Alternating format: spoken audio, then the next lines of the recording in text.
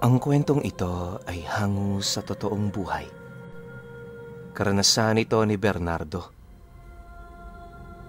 Taong 1957, Luby, Leyte.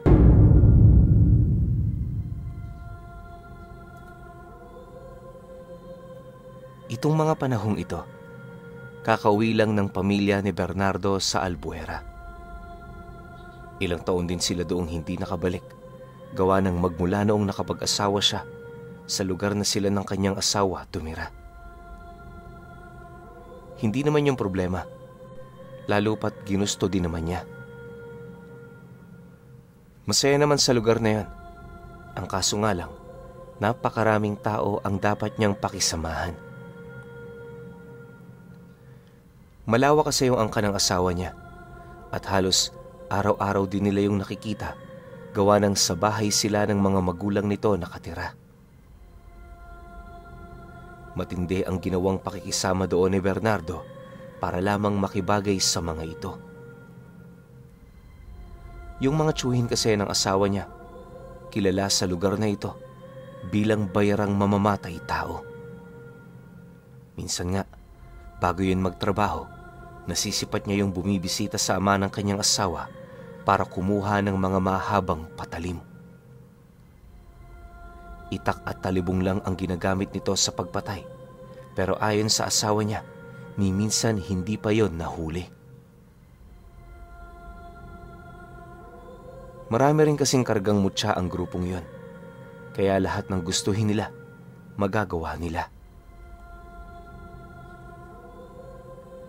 Dahil na rin sa ganoong kalakaran ng pamilya nito, kaya na may inabot lang ng 5 taon ang pananatili nila Bernardo sa lugar na yon. Nang makumbinsi na niya ang kanyang asawa, agad naman sila doong umalis para hanapin ang mga tadhana nila. Mahirap man ang kanilang sitwasyon, pero alang-alang sa kanilang ikatatahimik, kinakailangan nilang gawin ito. Sa pagdating nila Bernardo sa lugar ng Luby, naging maayos naman ang lahat. Ang mga taong naninirahan doon, wala pa ring pinagbago. Masaya naman ang naging pagtanggap nito sa kanila, kaya na may kahit papaano, nagkaroon sila ng kapanatagan na ipagpatuloy sa lugar na yon ang kanilang mga buhay.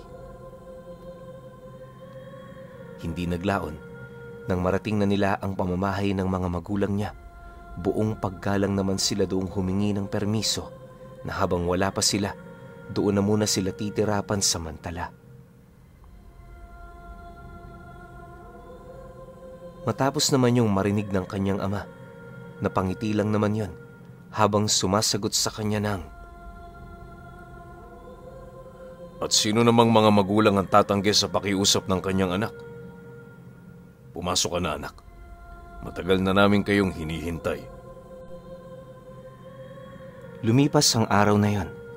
Unti-unti nang bumalik sa normal ang kanilang mga gawain. Si Bernardo noon, piniling makisaka sa bukid na pinagtatrabahuhan ng kanyang ama para naman kahit papaano makatulong siya sa pangangailangan sa loob ng bahay nila. Dahil sa ganoong pangyayari, tuwing hapon na lamang sila nakikita ng kanyang asawa. Hindi naman yun problema, lalo pat kasama naman ito yung nanay niya. Ayon kay Bernardo, mas komportable siyang iwan ito sa kanilang pamamahay kumpara sa lugar na kanilang nilisan. Ang mga tao kasi doon, palihim na kinagagalitan si Bernardo buhat sa mga karga nito. Lingid sa kaalaman ng pamilya ng kanyang asawa, matagal nang nananalaytay sa kanyang dugo ang pagiging isang gabunan. Namana niya yun sa kanyang ama na siya namang kasalukuyang supremo ng lahi nila. Taliwas sa karamihan nilang kauri, hindi basta-basta ang pinagmulan nilang lahi. Sa maniwala kayo o hindi, tanging ang angkan lamang ni Bernardo ang merong kakayahang makipagpalitan ng presensya sa mga ordinaryong tao. Sa madaling salita, kaya nilang ilipat ang kanilang amoy, presensya at maging mga parte ng kanilang kaluluwa kung saan nananahan ang mga bertud nila. Kadalasan nila yung ginagawa sa mga sitwasyong alam nilang napapaligiran na sila ng kanilang mga kalaban. Isa yun sa mga abilidad nila Bernardo na napakamapanganib sa kanila. Isipin ninyo, 5 taon siyang tumira sa bahay ng mga antingero pero ni minsan hindi nito natunugan ang kanyang pagiging aswang. Sapat na yung basehan upang katakutan kung anong meron ang kanyang pamilya. Pero alam nyo, sa kabila ng lahat ng yon, tanggap pa rin siya ng kanyang asawa. Alam naman ng asawa niya na aswang siya, pero hindi yun naging rason para tumalikod yon sa mga napagsumpaan nila. Dahil sa ganun itong pag-uugali, mas lalo niya pa yung pinahalagahan. Lalong-lalo na yung 2 anak nila. Para kay Bernardo, tanging ang pamilya lamang niya ang nagbibigay rason para mabuhay siya araw-araw. Buwan pa ang lumipas ng kanilang pananatili sa lubi, naging maayos naman ang lahat. Ang mga karanasan nila sa lugar ng kanyang asawa, unti-unti na nilang nalimot buhat sa magandang simula ng kanilang mga buhay sa lugar na yon. Akala ni Bernardo magtutuloy-tuloy na ito, pero lingid sa kanilang kaalaman, nalaman na pala ng pamilya ng kanyang asawa ang tungkol sa sikreto nito.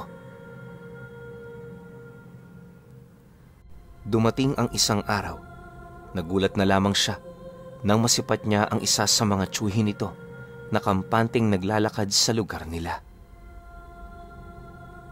Hindi naglaon dahil sa talas ng pang-amoy nito, nagawa nitong matunto ng kanilang pamamahay. Hindi pa man yun nakakapasok, buong lakas naman itong isinigaw ang kanyang pangalan. Matapos naman yung marinig ni Bernardo, dali-dali naman siyang lumabas ng bahay para tingnan kung sino ang taong tumatawag sa kanya. Pagsilay naman niya sa labas ng bakod ng bahay nila, doon bumungad sa kanya yung tiyuhin ng kanyang asawa, galit na nakatitig sa kanilang pamamahay. Dahil dito, agad naman niya yung nilapitan upang mahinahong tanungin ukol sa kung ano ang pakay nito sa kanila. Alam kasi noon ni Bernardo, hindi yun pumupunta kung saan-saan kung mababaw lamang ang dahilan. Makalipas pa ang ilang minuto, nang magkaharap na silang dalawa, kitang-kita naman niya ang tiyuhin niya na nanginginig habang pinagmamasdan siya. Hindi naglaon, seryoso naman yung nagwika sa kanya ng, "Bakit mo nagawa sa amin ito, Bernardo? Ilang taon tayo nagkasama pero itinago mo ang lahat-lahat.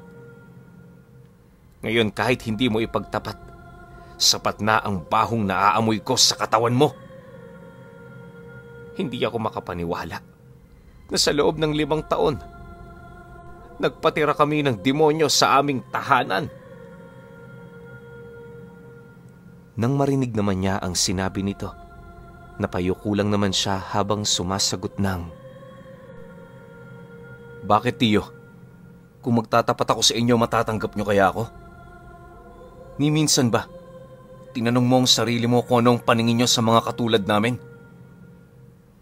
Hindi ba kapag nakikita niyo kami, agad niyo kaming hinahatulan kahit wala pa kaming ginagawa? Hindi ho kayo ang biktima rito, kundi ako." Matapos naman niyang makapagsalita, lahat ng mga kadugo niyang nasa loob ng kanilang pamamahay, unti-unti nang nagpakita.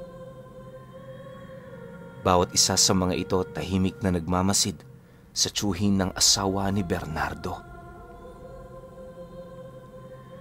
Hanggat maaari, hindi rin yun umiimik, nang sa gayoy masigurong hindi sila ang pagmumulan ng gulo at karahasan. Kaya nila yun ginawa, pagpapakita na rin ng respeto sa asawa ng magiging tagapaghalili ng kanilang supremo.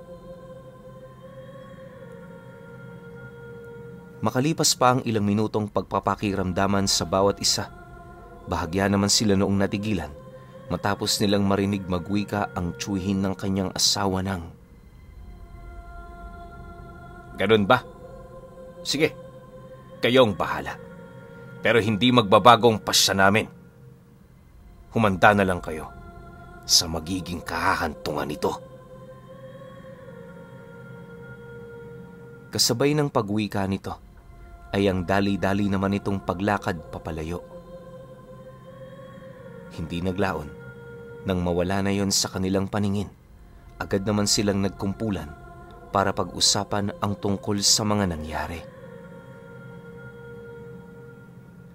Ayon sa kanyang ama, hindi pangkaraniwang antingero ang nakausap niya, kaya kinakailangan nilang maghanda para sa muli nitong pagbalik.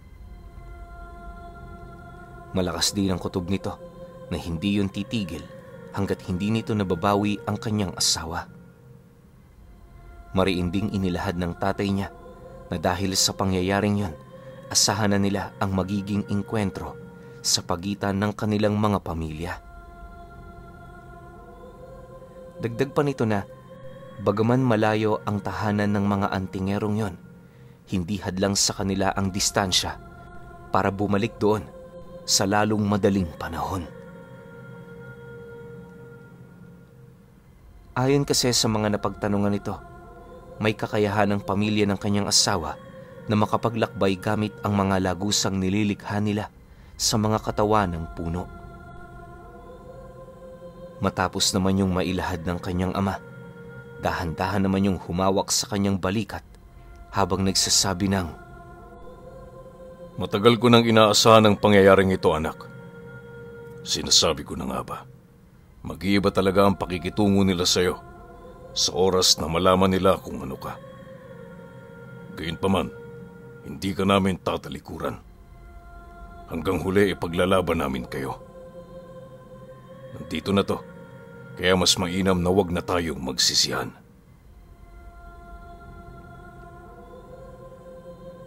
Matapos naman yung marinig ng kanilang angkan, pinili naman nilang tumahimik. Hindi naglaon, paglabas naman ng kanyang asawa, agad naman niya yung inabisuhan na magligpit na ng gamit. Base kasi sa salaysay ng kanyang ama, isa lang ang ibig sabihin nito, at yun ay kinakailangan muna nilang lumipat ng lugar pansamantala. Hindi sila roon maaaring manatili, lalo pat ibang-iba na ang kanilang sitwasyon. Dahil sa mga pangyayaring yon, bago pa man sumapit ang tanghali, kasalukuyan ng umusad ang kanilang grupo patungong bundok. Sa kanilang paglalakbay, pilit namang nagtanong ang kanyang asawa ukol sa lugar na pupuntahan nila. Nang marinig naman yon ni Bernardo, agad naman niyang inilahad dito na sa isang liblib na parte ng bundok, meron sila doong dating pugad na minsan nilang pinagkublian noong panahon ng digmaan. Pagtatapat pa niya na, dahil sa lugar na yon, nagawa nilang masanay ang kanilang mga sarili na humarap sa mga nilalang na nagtataglay ng kasalungat na kakayahan sa kanila.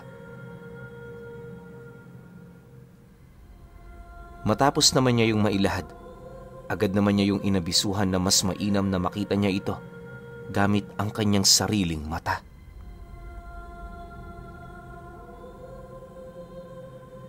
Kalahating oras pa noon ang dumaan. Narating na nga nila ang likurang parte ng bundok. Medyo mabagal ang kanilang naging pag-usad noon, buhat sa dami ng mga pasan-pasan nilang gamit. Maraming kadugo din nila noon ang sumama sa kanila sa takot na baka mapahamak ang mga ito kung magkataong mananatili yon sa baryo ng walang kasama. Sa pagkakatanda din ni Bernardo, nasa humigit 30 katao ang sumama sa kanila noon. Gayunpaman, hindi sila gaanong nababahala, lalo pat karamihan dito ay pawang mandirigma ng kanilang angkan. Makalipas pa ang ilang minutong pag-usad, narating na nga nila ang isang abandonadong bahay na pilit itinatago ng mga nagsisitaasang puno. Pagbukas naman nila ng pinto, gulat na manoon ang kanyang ama nang tumambad sa kanila ang napakadumi nitong loob.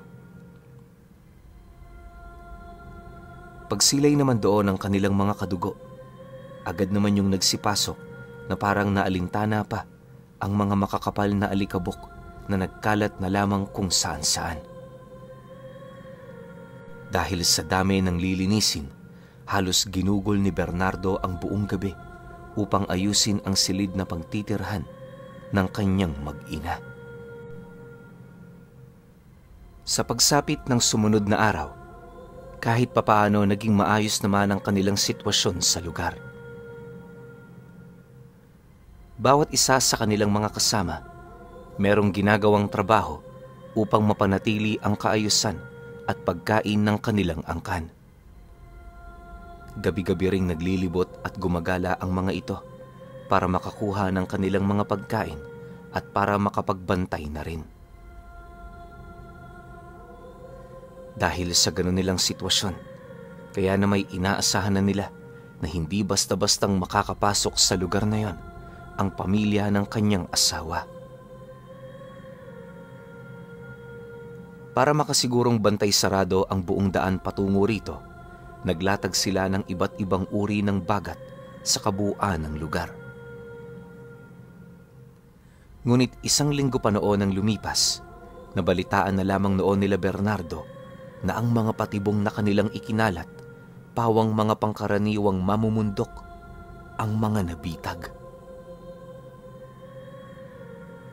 Sa isang iglap, itinuring na mapanganib ang bundok na kanilang pinagpupugaran. Dahil dito, wala na doon gaanong pumapanhik para manghuli ng mga galang hayop. Naging usap-usapan na rin yon sa mga karatig lugar hanggang sa dumating ang puntong nalaman na ito ng pamilya ng kanyang asawa. Ilang beses pa yung tumawag sa kanila para makipag-usap, pero dala ng takot ng kanyang ama, hindi nila yon pinakinggan. Dahil sa sitwasyong yon, tuluyan ang nagkalabuan ang kanilang mga panig. Nagsimula na ring magkaroon ng hindi pagkakaintindihan si Bernardo at ang asawa nito sa kadahilanang ang nais nitong mangyari, makinig din sila sa pamilya nito. Subalit sa kabila ng lahat ng babala ng kanyang asawa, nagpumilit pa rin sila sa nais nilang mangyari. Akala nila purong paninindak na lamang ang magagawa ng mga antingerong yon. Pero isang gabi, bigla naman silang nagimbal ng isang malakas na sigaw na nanggaling sa isa nilang kasamang naatasang magbantay noong mismong gabing yon. Matapos naman nilang marinig ang tinig nito, agad naman silang nagtipon at kasabay nito ang mabilis nilang pagtahak ng daan patungo sa lugar na pinanggagalingan ng tinig. Habang tumatakbo noon ang kanilang grupo, dahan-dahan na rin silang nagpalit anyo at sa isang kisap mata, bumungad sa mga mata ni Bernardo ang mga kapatid niyang nasa kaanyoan na ng mga dambuhalang aso. Bago sila maghiwa-hiwalay, inabisuhan naman niya ang mga ito na bumalik sa kanilang pugad, anuman ang mangyari. Nang marinig naman ng mga nilalang ang kanyang sinabi, nagsialulungan lang naman ang mga ito, hudyat ng kanilang pagsang-ayon. Maya-maya pa, nang makalayo na yun sa kanya, agad naman siyang lumundag sa mga puno upang mas mapabilis ang kanyang pag-usad. Hindi naglaon nang marating na nila ang unahang bahagi ng bundok, doon bumungad sa kanya ang 5 tiyuhin ng kanyang asawa. Pagsilay naman niya sa kinatatayuan ng mga ito, bigla naman siyang nabalot ng galit sa kanyang puso matapos niyang masipat ang mga bangkay ng kanyang kapatid na kasalukuyan ng walang buhay. Sinabi ko naman sa iyo, Bernardo, magsipaghanda kayo. Hindi namin sukat akalain na ganito lang pala kahina ang angka ninyo. Wika ng tiyuhin ng asawa niya matapos naman siya nitong mamukhaan. Nang marinig naman niya ang sinabi nito, agad naman siyang umangil habang dahan-dahang yung nilalapitan. Pagramdam niya sa kanyang mga kasama na nasa malapit na, buong puwersa naman niya yung sinugod at walang habas na nakipagbuno sa isa sa mga ito. Sa pagpapatuloy ng ganoong pangyayari, puwersahan naman nilang sinukol ang mga antingerong yon, pero dahil sa lakas ng mga karga nitong mutya, aminado silang nahihirapan ang kanilang grupo. 10 minuto pa noon ang lumipas, wala nang nagawa itong si Bernardo kundi ang umilag mula sa pag-atake ng kanyang katunggali. Hindi na rin niya yun gaanong nalalapitan, gawa ng kapag sinusubukan niya yung sunggaban, meron siyang nararamdamang nakakapasong presensya na bigla na lamang bumabalot sa katawan niya. Noong una nagagawa niya pa yung tiisin, pero habang tumatagal, tila bang mas lumalakas ito. Maya-maya pa, nang mapansin naman yon ng tiyuhin ng asawa niya, napangisi lang naman yon habang nagwiwikas sa kanya ng, "Pansin kong nanghihina ka na, Bernardo. Ramdam mo na ba ang lakas ng agimat ng palad ng Birhen?" Huwag mo nang paabutin ng 1 oras ang laban nating ito kung ayaw mong maabo.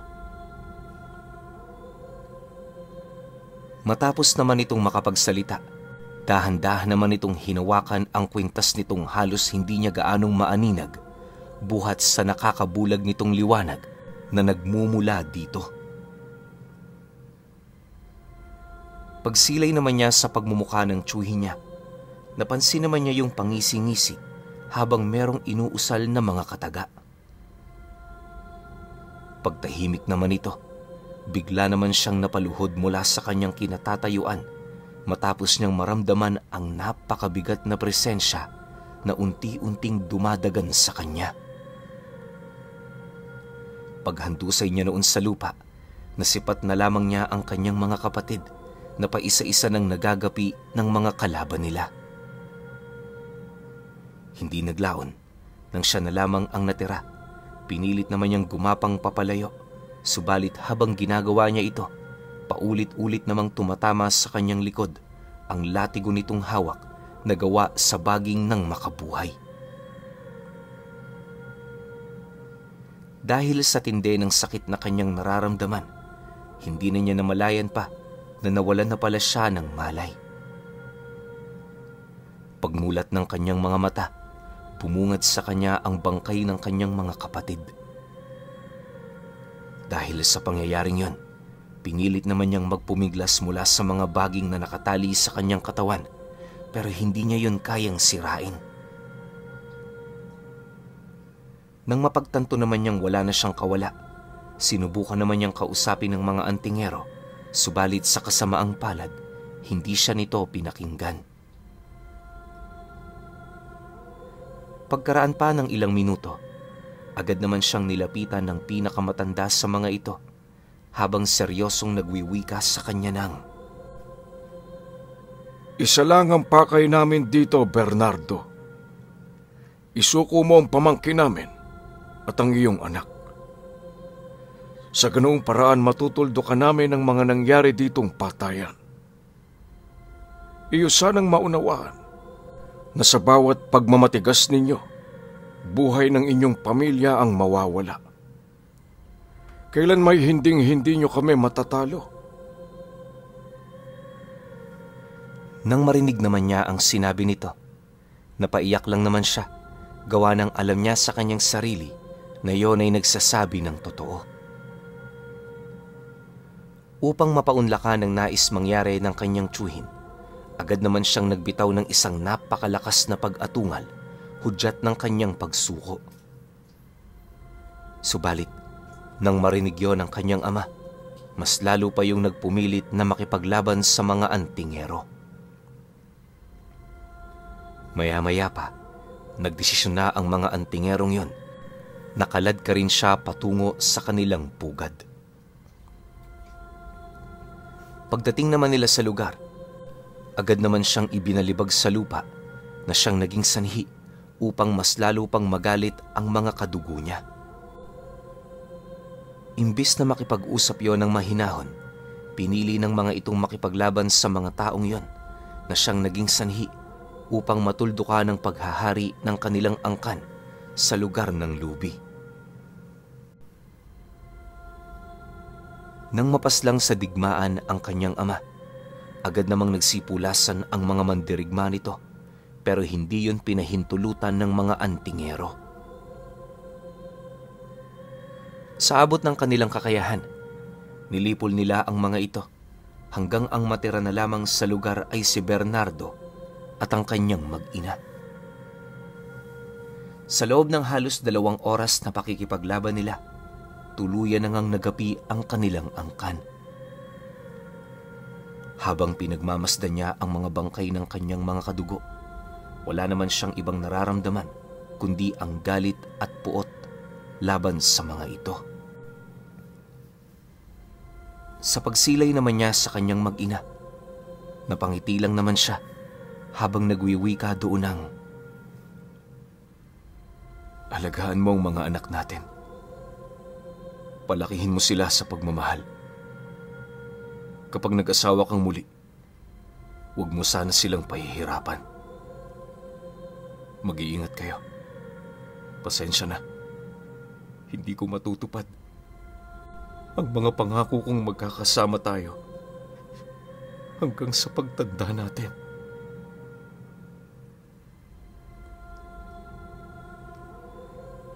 Matapos naman itong mailahad ni Bernardo, walang pagdadalawang isip naman niyang kinagat ang kanyang dila na siyang naging sanhi upang mamatay ang bertud na nasa loob ng kanyang katawan. Segundo lang noon ang lumipas nang masipat ng kanyang asawa ang pamumutla ng kanyang buong katawan. Hindi naglaon, unti-unti na rin siyang bumalik sa orihinal niyang anyo na siya namang naging hudyat upang kumalas na sa kanyang katawang lupa ang kanyang huling hininga. Pagsilay naman doon ng kanyang asawa, dali-dali naman yung lumapit sa kanya habang mamatay-matay sa kakaiyak. Nang masipat naman yon ng mga tiyuhin nito, pilit naman nila yung inilayo pero hindi yun nagpaawat.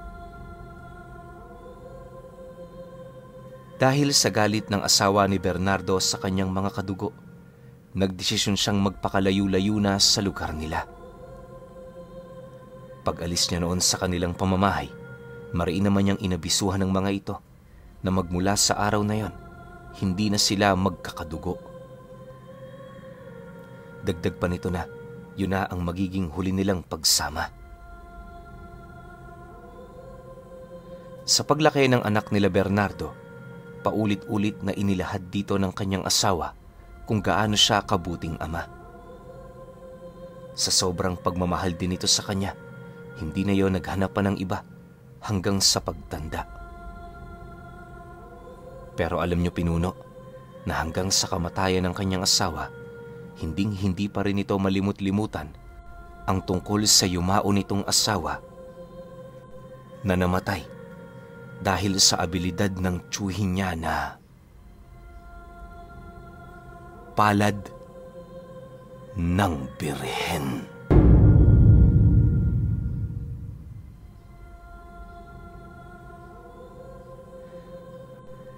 Okay, opinyon ko sa kwento. Sobrang nakakalungkot yung dinanas ni Bernardo sa mga kamay ng kamag-anak ng asawa niya. Pero bibigyan ko siya ng sobra-sobrang laking credit. Bakit? Kasi hindi natunugan ng mga antingero na isa siyang gabunan. Isipin ninyo 5 taon niyang naitago yun sa loob ng tahanan ng pamilya ng asawa niya. Ang tindi nun. So hindi ko lang alam ngayon kung paano nalaman ng mga tiyuhin ng asawa niya na isa siyang gabunan. Di lang basta gabunan. Kumbaga, supremo pa eh. Diba? Ganun sila kalakas. Pwedeng minanmanan to, itong si Bernardo nung umalis sila sa lugar na yon. Tapos, merong isa sa mga kamag-anak ng asawa niya ang nagbigay ng ulat tungkol sa totoo niyang pagkatao. Yun lang yung nakita kong dahilan kung bakit natunugan si Bernardo na isang gabunan. Pero syempre, hindi naman natin masisisi yung mga kamag-anak ng asawa niya kasi gusto lang nilang protektahan kung ano yung kadugo nila. 'Di ba? Pero kung para sa akin, nakikita ko naman na maayos yung kamag-anak ko. Hahayaan ko na lang yun eh. Pero syempre, lumang tao to. Iba-iba tayo ng mindset. So sa tingin ko may punto rin naman yung ginawang pagkuha nila sa kamag-anak nila dito nga sa panig ni Bernardo. Pero overall, para sa akin, malungkot yung kwento. Kayo pa rin. Kung may opinion kayo sa kwentong ito, comment nyo lang sa baba. Yun lang. Hanggang sa susunod na kwento. Salamat.